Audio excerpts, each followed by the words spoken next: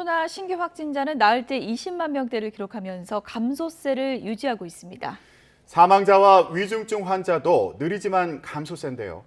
정부는 올가을 재유행 가능성에 대비해서 코로나에 걸렸다가 완치된 사람에게도 3차 접종을 권고하는 방안을 검토하기로 했습니다.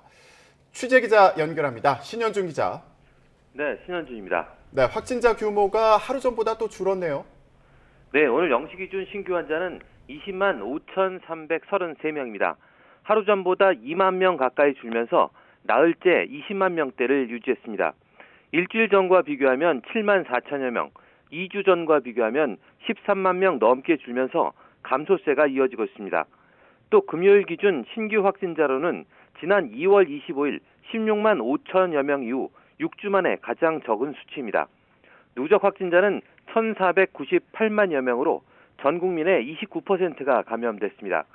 현재 추세라면 오늘 중으로 누적 확진자는 1,500만 명을 넘어설 것으로 보입니다. 사망자와 위중증 환자는 여전히 적지 않습니다. 어제 하루 코로나 관련 사망자는 373명으로 사흘째 300명대입니다. 누적 사망자는 18,700여 명입니다. 위중증 환자는 23명이 줄어 1,093명으로 32일째 4자릿수 1,000명대를 이어가고 있습니다. 정부는 거리두기 해제를 위한 주요 기준인 위중증 환자와 사망자가 조금씩 줄고 있다고 보고 있습니다. 감소세가 빠르진 않지만 현재 추세라면 거리두기 해제에는 문제가 없다는 판단입니다. 또 확진자 격리를 7일에서 닷새로 단축하는 문제는 혹시 있을지 모를 전파 위험에 신중한 모습입니다. 정부는 올가을 재유행 가능성에 대비해 확진자에게도 3차 접종을 권고하고 일반 고령층에게 4차 접종을 확대하는 방안을 검토하고 있습니다. 네, 김부겸 총리가 코로나 감소세가 확실하다 이렇게 진단을 했고요. 또 감염병 등급 조정도 늦지 않게 결론 내리겠다 이렇게 얘기했죠? 네, 오늘 아침 중대본 회의에서 한 말입니다. 김 총리는 4월 들어 오미크론 감소세가 확실해지고 있다며 변화된 방역 상황에 맞춰 코로나에 대한 인식과 대응을 근본적으로 바꿔야 한다고 말했습니다. 그러면서 감염병 등급 조정에 대해서는 폭넓은 의견 수렴을 바탕으로 늦지 않게 결론을 내리겠다고 말했는데요.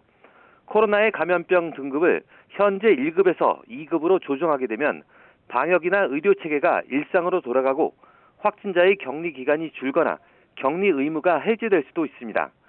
김 총리는 전반적인 개편 전이라도 실행 가능한 부분은 우선 조정해 나가겠다며 가동률이 20에서 30%로 떨어지고 있는 중등증 병상과 생활치료센터는 지역별 사정에 맞춰 축소해 나가겠다고 밝혔습니다.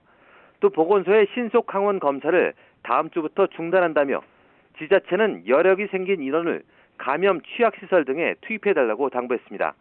아울러 전체 사망자의 30% 정도 발생하는 요양병원과 시설의 피해를 줄이기 위해 4차 접종도 서둘러 달라고 강조했습니다.